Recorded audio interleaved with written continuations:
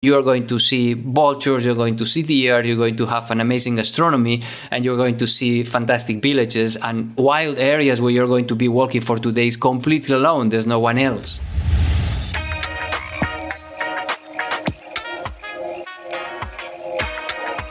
Welcome to Rewilding the World with Ben Goldsmith. No country in Western Europe has as much diversity and abundance of landscape types and wildlife than Spain. And exciting things are happening there at scale. Whole landscapes are returning to ecological health and vibrancy. Iconic wildlife such as wolves and bears are recovering. And I've got Deli Saavedra here with me. Deli's one of my heroes from Rewilding Spain. And Deli is leading a hugely ambitious project to restore nature and to build a natural capital and nature tourism economy across an area known as the Iberian Highlands. Deli, tell us about the Iberian Highlands first up. Hi, Ben. First of all, Iberian Highlands is the name that we just put for a huge area that is in the, let's say, northeastern Spain between Madrid and Barcelona. This is a huge area, almost 1 million hectares. And the density of population in that area is less than 2 inhabitants per square kilometer. So you can imagine it's the density of population of Mongolia. So this is a typical example that happens so much in Europe of land abandonment. In the 50s, the 60s, people went to the cities, to Madrid, Barcelona, and the area just empty of people. And of course, empty of people and empty of livestock, because people went away also with the animals. And this has turned into an amazing new natural area, huge natural area with 2 big natural parks. And the possibilities there are amazing. So we can have a pristine nature, we can have a big rewilding in a huge area, very well connected, so no highways in between, no big power lines, no big mines. So it has all the ingredients to have an amazing rewilding landscape. And how many towns and villages are there in the area that you call the Iberian Highlands? Well, inside the area, there are no towns. There are only small villages with between 1 and 100 people there. In the southern side, so at the southern edge of this area where we are working lies the city of Cuenca. Is a big city. And then in the north, there's a small town that is called Molina de Aragón. It's maybe 5,000 people. But in between, there's almost no one. So periodically we see in the news here in Britain, marches in Madrid around a problem known as España vacía, or empty Spain. And it seems to me that there's a great deal of fear among rural population in Spain about lack of opportunity, about aging population and so on. So presumably a big part of what you're doing is describing to people who remain in the Iberian Highlands a vision of how you can breathe new life into their economy and their society through rewilding. Yeah, and I think it's going to be a great showcase to understand how is that possible, because all the problem of the empty Spain is fear, and is seen as a problem when we think that is an opportunity. And of course, you have still the people that thinks in the nostalgia of the past, that they want to refill again of people, those villages and those towns with the traditional activities of agriculture and livestock husbandry. But we know that that's not possible. I mean, the European Union has poured billions of euros in these kind of areas all across Europe, trying to make this kind of living still livable and still active, and it didn't happen because people don't want to do this anymore. So you need to find an alternative, and what we are showing to the local people is that the alternative can be on the service sector. So you can produce something different. You can have ecotourism, and you can produce what we say we will produce nature. What is more important for the humanity right now that produce nature? It's not produce cows or lamb. No, it's to produce nature, to store carbon. And that's going to be the new economy. And those areas, they're going to be rich very soon because they have the ingredients to do that, to produce nature. Can you imagine young people returning to these villages in the Iberian Highlands if all this works out from an economic perspective? Of course. And there's a big problem in those areas, and there's a problem of housing. So you arrive to a village and you see all the houses are empty, but then you try to rent a house and you don't find it because people are using still as second houses, and they only go on the month of August, for example, because they're living in Madrid. They're only going from time to time.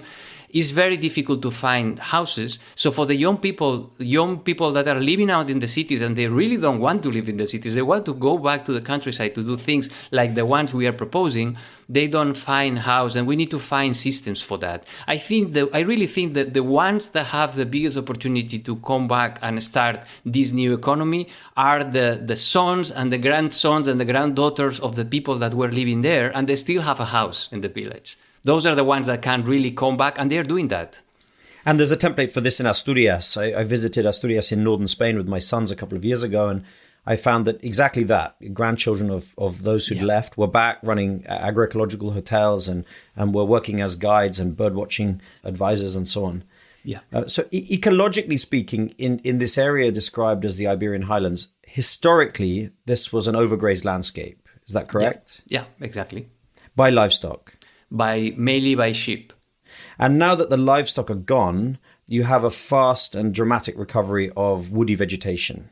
Exactly. This is what is happening now.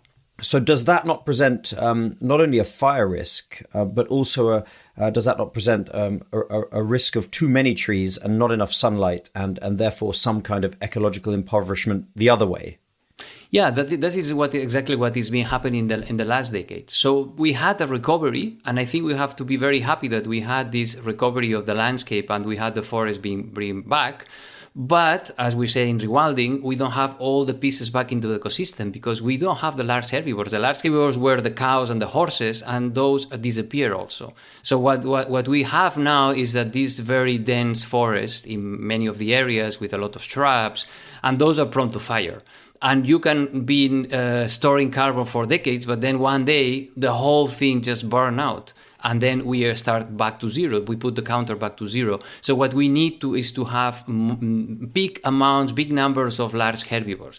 How do we do that if we have said just now that the empty Spain doesn't allow to do that because there's no livestock anymore? Well, we can have these large herbivores, but in a new way, in a new management system where those animals are pretty free, are feral or semi-feral, and you have different shepherds. We call them shepherds 2.0 that are kind of herd managers, like in Africa, that they are just taking care of the animals, are doing the whole things, but you don't need to give them food, you don't need to give them refuge, you don't need to put, of course, not any ivermectin and all these anti-parasites and all these products that are terrible for the countryside. So you have, again, large herbivores in a new way. So which large herbivores are native to that part of Spain? So in all Europe, the large herbivores were the aurochs, the horses, the wild horses. There were in the past bison, and probably there was the wild ass, the kulan. So the was living, but that was maybe 2,000-3,000 years ago when it went extinct. What happened with those animals? Well, there are two animals that all these animals disappear. There are two that disappear forever because we don't have aurochs anymore and we don't have wild horses anymore. But we still have ancient breeds of cows, of cattle, that can do the same purpose. And we are also bringing back something that we call tauros, it's a kind of aurochs 2.0. So you can have a kind of proxy of the ancient aurochs that is going to do more or less the same ecological function. For the horses, is the same. We don't have wild horses, but we have ancient breeds of horses, and we are even going to bring Przevalskie horses, which are the last really wild horses that stayed in Mongolia. We are going to bring those. Maybe in the future we'll bring bison. Bison is very important in all these ecosystems, and it was living in Spain. And then for the more arid systems, the areas, semi-desert, steppe areas, we really think that the wild ass, the kulan that is living now in Kazakhstan and in Ukraine, that would be a fantastic substitute for what the donkeys were doing for centuries in the landscape, which is to graze those more arid areas. So what's the timeline on restoring some of these animals? When are we going to see in the news the return of wild ass to your higher ground and the return of bison or wild ox known as aurochs? Yeah, well, we're working on that. So we already have one herd of tauros. We already have one herd of an ancient breed of horse that is called Serrano horses. I think this year we will bring the first herd of Przewalski horses back to those areas, and we are aiming to have them like free roaming with radio collars, because I think this is another thing that we need to find management systems. We also cannot pretend that in Europe we can have the animals like in Africa that are completely wild. We need to have some limits, but those limits don't need to be fences. It can be virtual fences, so you have the animals with radio collars. And then I think in the medium term, we will bring the bison and the kulan. Kulan is a bit difficult because there are not many animals in zoos or wildlife parks, so it's very difficult to find sources of those animals, but we aim also to start to bring them very soon, like next year maybe. And the smaller herbivores are abundant. Roe deer, red deer, fallow deer, wild boars. Ungulates are very abundant. There are thousands of red deer, fallow deer, there's ibex also, roe deer, and wild boar. So what is missing are the predators there. The wolf is not yet there. It's close to the area, maybe 60, 70 kilometers into the north. So tell us a little bit about this, Deli. The recovery of wolves in Spain has been one of the great conservation success stories of this century. What's going on? Well, the recovery happened already a few decades ago. We have one of the best populations in Europe, in of course the best in Western Europe, in all the Northwest. Of course, this is happening because of land abandonment. So the wolves have plenty of habitat to live. There are more and more wild ungulates, so wild prey. So they, in many areas, they don't even need to make damage to livestock because they have enough wild prey. And we think that this could be possible if the wolf ever comes back to the Iberian Highlands. This is when it's going probably to happen, that there will be no damages because the wild prey is so abundant. But we also need to understand that there's some conflict, and in Spain there's a big conflict. There is a political issue also. Recently, it's been put into the list of protected species, and this has been very bad received in some communities of farmers or hunters. So we need to work a lot in the coexistence. But in any case, that has been an amazing conservation success. And can the wolf get to your landscape, or are there blockages, towns, motorways? No, there's a motorway, but it's been increasing the population to the east. So I think sooner or later it's going to arrive. And in the moment it will arrive, I guess that, of course, we need to start to work on this coexistence with wolves. But then, as I said before, I don't expect a big... dramatic problems, because the quantity of wild prey is just amazing and the area is huge. I just repeat it, it's 1 million hectares, so it's a huge area. But the media tells us that farmers despise wolves. It's not totally true. Certainly some livestock farmers, especially those who have sheep, despise wolves, and understandably in a sense. But farmers that have pigs are delighted when wolves return because they reduce wild boar and therefore the incidence of African swine fever and other disease. And certainly farmers that are growing vegetables and fruits and which have vineyards and are arable farmers, they're delighted when wolves return because they control the number of deer and boar which damage their crops. So it's not fair for the media to say that wolves are despised by all farmers. It's really just one segment of farming, which is the livestock farmers. And we also need to say that that it's very important to teach people and to suggest people that we need to work with nature and not against nature. And for example, at the same time in this region recently, there has been some what they have called emergency levels of wild ungulates. So when the government considers there are too many deer, and they give a special permit to the hunters, and they pray to the farmers and hunters to hunt more deer. When you will have an animal, which is the wolf, which is specialized just in to kill the deer that are sick or the ones that are old. So you have a tool that is working for free 24/7, and still you are asking the hunters, please go and hunt deer. That doesn't make any sense, and we need to tell that. Absolutely. I mean, the only parts of Europe in which ungulate numbers are somewhat under control are where you have populations of wolves. And what about the larger carnivores still? What about the bear? I know I saw a bear when I went to Asturias. It was one of the great, most exciting moments of my whole life. Yeah. Well, the last area where the bear disappeared in Spain was exactly in that area, in the Iberian system. That was where I think disappeared like in the 19th century or something like this. And now there are only bears in the Cantabrian Mountains and in the Pyrenees. I think that could be a good idea to reintroduce back the brown bear. I think there was already studies on the habitat feasibility, and is one of the best places for brown bear. So definitely there's ecological place for brown bear in the area in Iberian Highlands. But of course, before we need to work a lot on the social feasibility and to be sure that it will be well accepted and they will be a species that can be an emblem for the area. But even in Madrid, they have the oso y el madroño, they have the bear and the fruit. So it's a symbol in central Spain, and it could be back a symbol. I think what have shown also some success stories in Spain, like the one you were saying in Asturias. For example, Somiedo, where Somiedo Nature Park is lying, I think it was the third poorest municipality in the regional government in the 80s. Then the nature park was established, all the symbol was about the bear, the observation of the brown bear, and now this municipality is one of the richest. So we can also explain that these kind of animals are bringing richness and are bringing economic activity.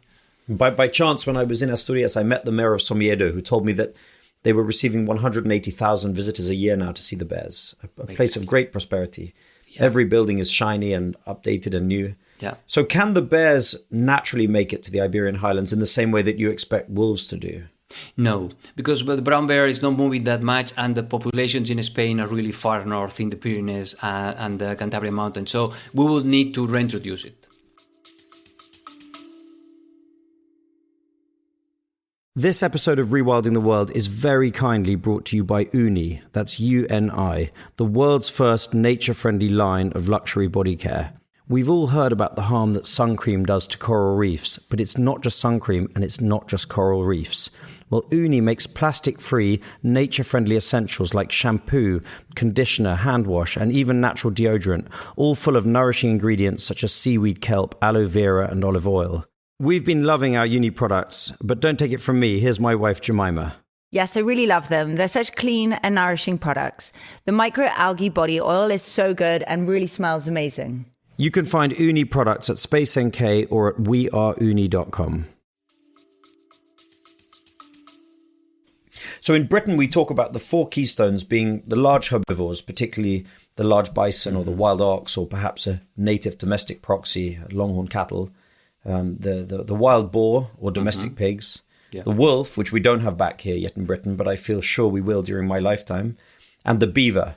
Tell us about the story of the beaver in Spain, because they were extirpated as they were in Britain a long time ago. Exactly. It was extirpated, it was completely extinct. There was a reintroduction done in 2003 in the Ebro River without administrative papers. And the story is interesting because those beavers were reintroduced just on the border between three autonomous communities, regions. In Spain, the competence for protection of nature is within those regional governments. So because this incipient population was right in the border, everyone was blaming the other region to do something. So they didn't do anything. And of course, the beavers were breeding. And there was a moment there were maybe 400 or 500 individuals, and they started to hunt them. They started to eradicate a species that it was a species without papers. But of course, that was a nonsense. And someone just brought the case to the European Commission, and the European Commission says, sorry, guys, what are you doing? This is a protected species and the Habitats Directive, and we don't care if they have papers or they don't have papers. You have to protect the species, and you have to declare natural areas for the species until Natura 2000. And those regional governments and the Spanish governments, they were completely surprised, and they had to change the management. So what happened now is that the beaver is protected, is living in the Ebro. There are almost 1,000 individuals in Ebro and many tributaries, and it's started to jump to other basins. So it's recovering, but I think really need to recover to all river systems, because it's very important. It's a key species that we need in all the rivers, especially now that we are going to have more droughts, and we need someone, as I was saying before, building dams 24/7 for free. Yeah, tell us a little bit more about why beavers are so important in an Iberian context. Well, you know that in Iberian Peninsula, what we have is lack of precipitation. So we have a small, let's say, low rainfall. Mediterranean rivers can be dry for some months the year. And this is only getting worse because of climate change. There's less rainfall, or this is more irregular. There are a lot of intensive agriculture that is taking water from the river. So we have rivers with less and less water. And we can have months, 4 or 5 or 6 months during the year where there's almost no water running on the river. So we need someone building those dams and keeping this water. And that's what the beavers are doing in all their distribution. We have seen, for example, these fantastic pictures from the southern US where beavers are keeping those areas and even protecting from forest fires some areas along the river stretches. So I think beaver for Mediterranean habitats are especially important, and we need to have them back in all the rivers in Spain. Yeah, the firefighting role of beavers is a really interesting one, and also the firefighting role of bison, because effectively what you're saying is that the Iberian Highlands is going to be more vulnerable than it was to wildfire because of this recovery of trees and forest, and that the return of large herbivores and the return of beavers is the best mitigant for that. Yeah, and also because at the same time we want to store carbon and we want to have more trees, but we cannot have them without those animals that are preventing forest fires, because otherwise from time to time we're going to lose all this carbon that we are trying to store. So we want more trees, but at the same time, we want those trees protected in a scenario of climate change and higher temperatures and less rainfall. So that's a really tricky thing to manage. And I think we need to manage with nature, not against nature. Are you going to do any planting of trees? For example, where you've had a lot of recovery of Mediterranean pine or umbrella pine, and you want more broadleaf trees? And conversely, are you going to do any removal of invasive species, or are you letting things settle as they've happened? Well, in general, in rewilding, we don't plant trees. We usually don't plant trees, only with some places that is strictly needed because there was a fire and there really no regeneration. But in most of the places, I would say that in 90% of the cases, there's no need for plant trees. Natural regeneration is enough. What we are trying to do is to make those forests more resilient. And this is with the large herbivores.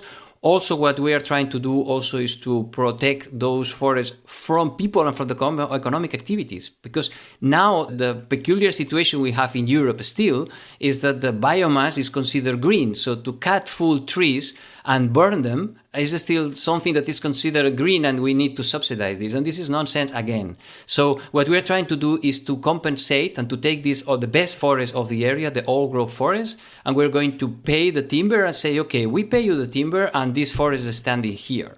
And if we are going to do, for example, some forest extraction, let's make forest extraction to make construction, because then this CO2 is the carbon is going to be stored for decades or centuries in the constructions, but don't cut full trees for burning them. That's nonsense. And I have seen in the area 200-year pine just put down to be burned and under the biomass with green subsidies. That's something that has to change. I don't know if you saw that at the end of last year, the Australian government has removed the green classification for biomass and all that's subsidies that go with it. Yeah. If Australia can do it, then the EU may well follow. Yeah, I think they should follow. And what about the connection of the Iberian Highlands to other landscapes in Spain? We've talked a little bit about Asturias, Cantabrian Mountains, the Pyrenees. Can you just draw for me a map of where the great rewilding opportunities are in Spain and how they're connected to each other? Well, of course, the best rewilding opportunities, and I think this is for the whole Europe, are in the mountain systems. Because when you go to the plains, you have intensive agriculture and most of the population. So you have to go to the big mountain chains. Those are in the north, the Pyrenees and the Cantabrian Mountains, and a lot of things going on there. Then you have the Iberian system, which runs all the way from the Cantabric to Mediterranean, just crossing Spain, and part of it is Iberian Highlands, but the Iberian Highlands is only a small part in the southern part of the Iberian chain. So we are talking about almost 1,000 kilometers of mountains where there are huge opportunities for rewilding. And then you cross south of Madrid, we could say, and then you have there some mountain ranges, and then you have all Extremadura Dehesa system. And this is a system that is a productive system, so it's we use for livestock and is still working. But in some places, it's starting to be a bit of abandonment, and we can turn this into Mediterranean forests with large herbivores and doing a lot of rewilding. And then finally, just going at the end of the south end, we have Andalusia. And Andalusia, I also believe that there are huge opportunities both in mountains and on the wetlands. The connection there has been some works on what can be the connections between all those systems. So where would be one of the green corridors between all these areas? So we have maps, but there's a lot of work to do because there are lots of infrastructures in Spain and there are no green bridges. So we need to work a lot on the connections between those big areas. Deli, how do you divide your time between focusing on the Iberian Highlands project, that 1 million hectares, and the broader work of rewilding Spain and creating this connectivity? The 3 C's we've talked about in the past, which is the cores, corridors, and carnivores. Yeah, exactly. Well, first of all, I have to say that in fact, formally, I'm not working in rewilding Spain, but in rewilding Europe. So in my portfolio, my personal portfolio, I'm working in Iberian Highlands, but also in areas in Danube Delta, in Rhodope Mountain. So first of all, I have to divide my time between those areas. But the work we are doing in Spain now that we started the rewilding initiative in Iberian Highlands, now we have a specific team, a local team there working with a team leader and with people working there. So I have, let's say, more time to dedicate to other areas. But for the moment, rewilding Spain as an entity is focusing on Iberian Highlands, but starting to think where are other areas where some project, at least we can support other initiatives. I don't think for the moment we are going to focus directly in other areas in Spain. So we really need to focus in Iberian Highlands. There's a lot of work to do. We always say in Rewilding Europe, we don't do projects. We even ban the word project. We do long-term initiatives, and we tell to everyone, look, if we are coming here, at least we're coming here for 20 years because rewilding is something that it takes time. So we're going to be in Highlands for 20 years and we need to focus. So I don't expect to start to work in many other places in Spain, but I think if we can support other initiatives, of course, we're happy to do that. Deli, is there a particular landscape that you've worked on or that you've visited that is just number one for you in terms of what changes have taken place and how nature has recovered? Maybe a kind of template for what you want to achieve in the Iberian Highlands? Well, I like very much what our colleagues are doing in rewilding Portugal. So what they are doing in the Coa Valley, which is an area that is close to the border with Spain, in the central and the interior of Portugal. And I think the work there is important because first is a corridor, is a river that they are creating a corridor on the river. They're working a lot with the communities, and they are working with the people to tell them, look, this landscape that is being recovering without control, without large herbivores, without carnivores, etc., we can make it more resilient if we work on rewilding, but at the same time, we need to bring this new economy. And they are doing something very interesting that is the Wild Coa Network, where they have been putting all the producers together to create a product that people can visit. So they are putting Coa Valley, which is an area that nobody knew before, on the map of the conservation and the natural areas in Europe. So I think the work that is being done there can be a template for other areas. That, of course, other areas are more difficult. We also are working, I work also in Danube Delta in the 3 countries, Ukraine, Romania, and Moldova. And of course, you can imagine that the difficulty to work, for example, now in Ukraine in the restoring wetlands. No? So there can be a lot of challenges. I like very much the Portuguese case as a template to apply to much bigger and much more difficult areas. Deli, what's the best way to visit you in the Iberian Highlands? What should I do if I want to come there and spend time there? Which town? Where do we go? I think the best would be to go to Molina de Aragón, which is the northern part of the area, of this huge area. Then, of course, we are starting to look into provide possibilities through Rewilding Europe Travel so people can just go to the area and they can do different activities. We have discovered while preparing this initiative, and now that we are starting to work, because in fact we only launched it in October, so still we are just starting, we didn't do much yet. But we have been meeting and discovering that there's a lot of people out there, those young people that came from the cities and people that already were born there, that they're trying to do very important and interesting initiatives. But they are alone, and they're not going, someone that has, I don't know, a restaurant, a guest house, or a hike to watch vultures, they're not going to attract a Dutch or a British family that they are looking to visit Iberian Highlands. That's going to be almost impossible. So what we have to create is the product. And the product is to bring all these people together and say, all together we have an amazing area, an amazing product, an amazing alternative. So come here 5 days, and you are going to see vultures, you're going to see deer, you're going to have an amazing gastronomy, and you're going to see fantastic villages and wild areas where you're going to be walking for 2 days completely alone. There's no one else. And this is what we are building now. So not today, but I hope that very soon there will be the possibility to come for 1 week to Iberian Highlands and enjoy a lot. You mentioned vultures, and I'd love to know a little more about the big birds of prey of the Iberian Highlands. Are you doing reintroductions? Are they there in good numbers? some of the species are in good numbers. There's been a huge recovery, not only in Iberian Highlands, but in all Spain, of the griffon vulture, for example. And there are thousands of pairs in the area. But for example, the cinereous vulture, the black vulture, disappeared, was extinct, and we are starting to reintroduce it. We have released already more than 10 birds, and we will continue. So we are doing this reintroduction, and at the same time, we are trying to attract the bird vultures that are starting to disperse from the Pyrenees. And the Egyptian vulture is quite common. So hopefully very soon we will have the 4 European vultures in the area. There are a lot of birds of prey, so abundant populations of Bonelli's eagle and booted eagle and short-toothed eagle, golden eagle. So it's very good for raptors still.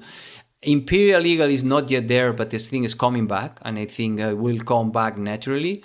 So in terms of birds of prey, I think it's a very good area, and most of the species are common. Deli, I hope you take good care of yourself. You're one of the most important and vital people in Europe. I'm such a fan. I'm so happy to speak to you. I love you very much. Thank you very much for taking the time. Thanks, Ben. See you soon.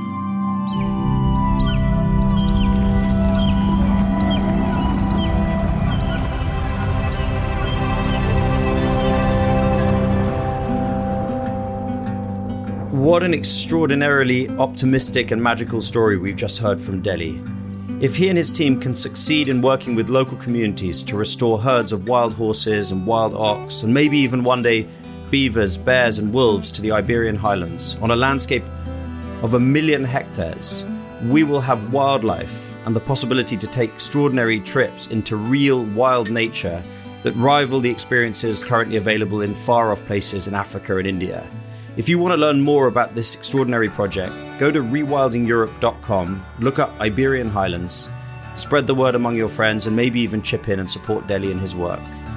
Thank you so much for listening in to another episode of Rewilding the World. If you've enjoyed it, I'd be so grateful if you'd follow the podcast on your preferred platform and spread the word among your friends.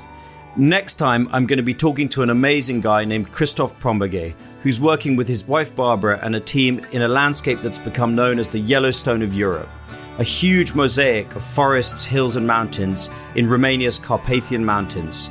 Under immense threat from logging, Christophe and Barbara and their team have pieced together patches of land through acquisition and partnerships with local communities, and is building a wild landscape bigger than anything else we've seen in Europe. I really hope you can join me next time in my conversation with Christophe Prombege to learn about Europe's emerging Yellowstone.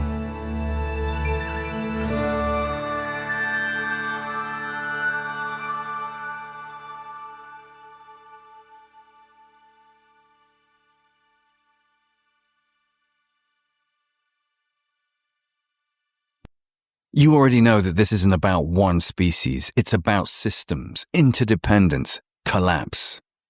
And yet, wild salmon, one of the clearest indicators we have, are vanishing fast. Their decline signals something deeper, something more dangerous. I'm Jim Murray. I host The Last Salmon. It's not a side story. It's the biodiversity story that everyone like you should be listening to. Season 2's out now. One of the best ways to support rewilding is to go and visit rewilding projects on the ground.